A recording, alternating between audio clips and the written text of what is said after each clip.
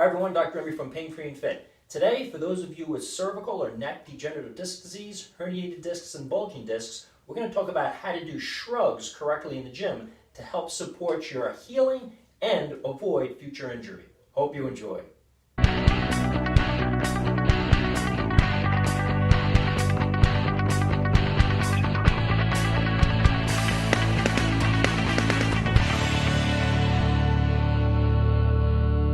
So a lot of my patients and online clients that I consult with who have cervical or neck degenerative discs, herniated discs, or bulging discs have an inherent fear of doing shrugs, elevating the shoulders up, either holding a barbell with dumbbells.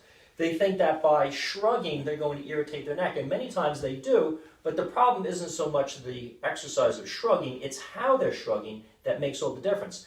Proper shrugging can actually be used to help restore and correct abnormal biomechanics and actually help to spur on healing in your neck, as well as build a strength of stabilization to protect your neck from further injury. A lot of people think that stretching the trapezius is the only thing to do for the trapezius when you have cervical degenerative, herniated, and bulging discs. That's because stretching the trapezius many times relieves that chronic tension that's in there due to the trapezius tightening, spasming, or trying to protect the neck. Remember, the trapezius attaches all the vertebrae in the neck down to the shoulder blade.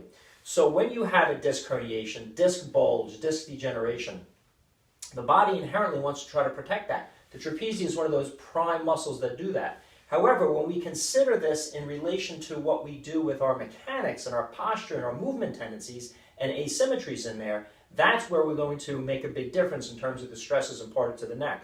Many people have an asymmetrical habit of holding their head slightly to one side or another. Prolonged phone use, sleeping on one side with the head down into a low pillow or elevated away from a high pillow. Tendency to lean to one side while working on the computer. And also, injury perhaps to the facet joint, to the disc on one side, promotes tightness in the trapezius on one side. And when you look at your posture, many times you're going to have a tendency to lean more to one side or another.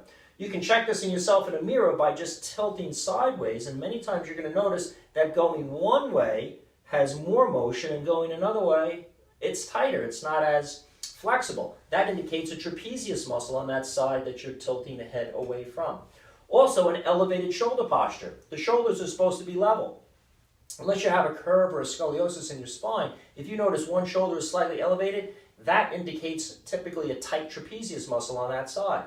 People that have rounded shoulders, where the front of the shoulder, as opposed to being flat in contour, slightly scoops in, or tipped shoulder blades, where the shoulder blade is not flat against the ribs, but lays in such a way where the bottom tip extends off the rib cage and the top goes forward, as well as downward rotated shoulders, where the shoulder, as opposed to being flat on top, actually looks like it's lower because the outer edge rotates down. The whole shoulder blade rotates clockwise on my right side. Or an abducted shoulder, where as opposed to being flat and across, the outer tip is higher than the inner tip of the shoulder blade.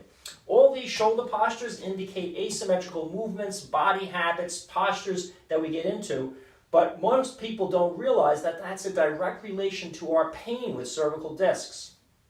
Whether you have a herniated disc at C4-5, C5-6, bulging disc, disc degeneration, if you don't have neutral shoulder posture and neutral head posture when you're resting, when you look at yourself in the mirror, chances are that asymmetry is causing a low-grade repetitive irritation because it indicates that the fibers of the trapezius are not in their ideal alignment. When you have a prolonged posture where the shoulder blade is rounded or tipped or a head tilted to one side, those fibers are pulling excessively on one side compared to another. That creates asymmetrical forces and tensions when imparted to the disc, irritates pain. So, shrugging, let's get back to it. What we have to consider with shrugging is if we have any of these postural problems, as we shrug, we're going to go into our strength, meaning that if you typically have a rounded shoulder posture, when you shrug, typically your shoulder is going to be rounded when you shrug. If you have a tipped shoulder blade posture, you typically are going to tip it more when you're doing your shrugs. And likewise with any of the other shoulder problems. If you have a tendency to tilt your head to one side, typically while you're shrugging, especially as the set goes on and get weak and you're trying to eke out those last few reps, if you watch yourself in the mirror, you're going to have a tendency to lean into that side that you're accustomed to leaning into. Why? That's your strength. You're used to doing it. Neurologically, you're strong at doing that movement. Unfortunately, what that's doing is it's strengthening your dysfunctional mechanics of your neck and your shoulder blade, leading to more disc compression, or on the other side, if it's stretching the disc, leading to more disc overstretching. That many times is what's driving the stresses in terms of the pain in your disc problem. So to correct this, we need to simply be aware of what our posture is with our shoulder blade and our neck and use that correction while we're shrugging.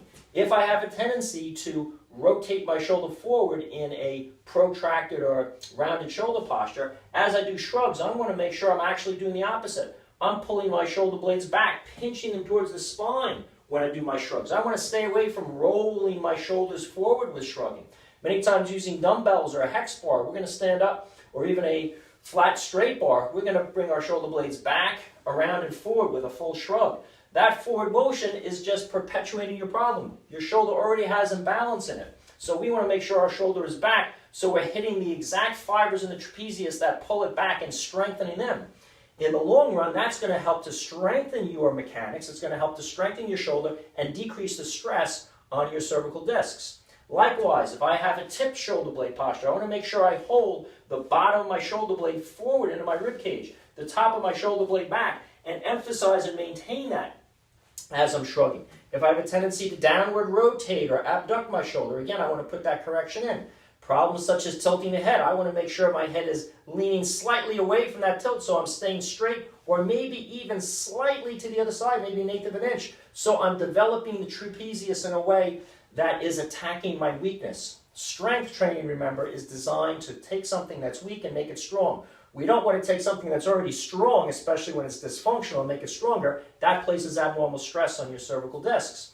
We want to make sure that we're strengthening our corrections, our changes, our reverse or reciprocal patterns of what we typically do. By using this with your shrugs 2 to 3 times a week, working with repetitions that range anywhere from 10 reps up to 30 reps, couple sets, 2 or 3, 2-3 times a week, you're going to be helping to strengthen your trapezius.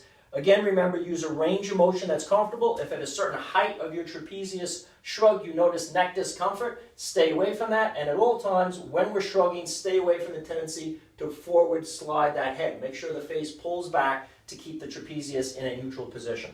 If you like this video on shrugs and trapezius training for cervical herniated, bulging, and degenerative discs, check out our channel, subscribe to it. We've got a lot of great videos out there to help you with your chronic disc problems in your neck. Questions or comments, write in. As always, I'll do my best to answer them. And remember, if you're looking for a great program to figure out your own body mechanics, not only with your shoulder blade and neck, but your spine, your entire body as it relates to your neck pain, check out our healing exercise program for neck pain, available at painfreeandfit.com. That healing neck exercise program has got a great analysis of your mechanics. It teaches you how to change your mechanics with corrective exercises, and it teaches you how to step-by-step build a program that supports healing in your neck by stimulating growth or strength in muscles, in tendons, which again, many times are problematic for chronic neck pain sufferers.